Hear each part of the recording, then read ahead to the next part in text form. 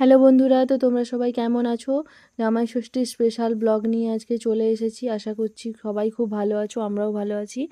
তো আমার মা ফোঁটা দেওয়ার পরে ওই দিন রাত্রি হয়ে গেছিলো, তাই কোনো ভিডিও করা হয়নি। এটা পরের দিনের ভিডিও।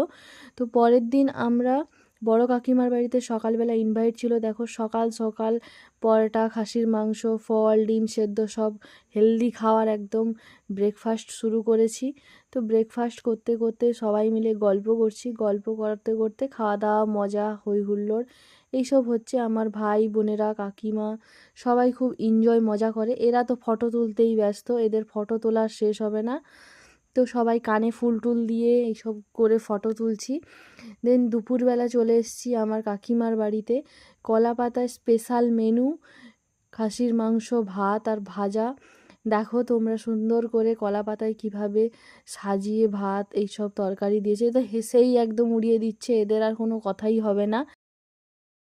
তারপর ছিল ভাত, ডাল, আলু ভাজা, কুঞ্জি ভাজা, ঢ্যাঁড়স ভাজা, পটলের দোরমা, পমফ্রেট মাছের কারি, লেবু সাথে, তার সাথে দেশি মুরগি আর খাসি মাংস। এরপর তো চলে গেলাম রাতের ডিনারে একদম। এটা ছিল আমার মায়ের বাড়িতে।